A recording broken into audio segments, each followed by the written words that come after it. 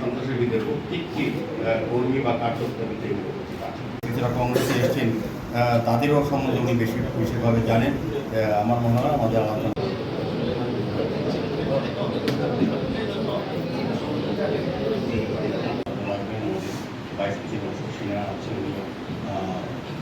যে আগামী 19শে এপ্রিল আমাদের লোকসভা নির্বাচনের পাশাপাশি আমাদের ৭ রামনগর বিধানসভারও উপনির্বাচন সংগঠিত হবে।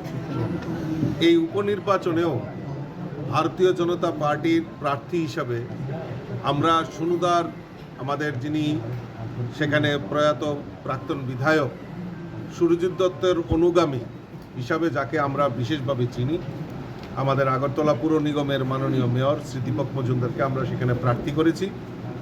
এবং আজকে সমস্ত বুথের কার্যকর্তা, বুথ প্রেসিডেন্ট, কর্পোরেটর এবং সাংগঠনিকভাবে যাদের পর এই দায়িত্ব রয়েছে সকলকে নিয়ে এই সাংগঠনিক বৈঠকের আহ্বান করা হয়েছে।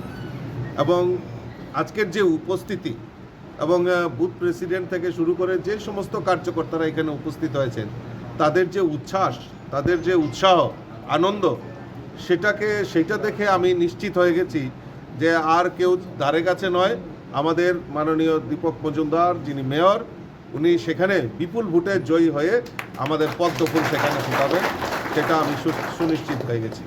এখন আজকে আমরা বৈঠক করছি যে সাংগঠনিকভাবে ঝাঁপিয়ে পড়ে, কারণ আমার এই দেবদুর্লভ কার্যকর্তারা দীর্ঘদিন ধরে কাজ করছেন এবং আমাদের মূল যে লক্ষ্য আমাদের মোদিজিকে দেশের প্রধানমন্ত্রী বানানো এবং পাশাপাশি আমাদের এই ৭ রামনগরে উপনির্বাচনে আমরা দীপকদাকে ভালো ভোটে যাতে আমরা জিতাতে পারি সেই পরিকল্পনা আজকের এই বৈঠক থেকে নেওয়া হবে।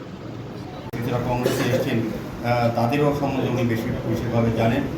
আমার মনে হয় আমাদের আলোচনা আমরা সন্ত্রাসীদের কি কি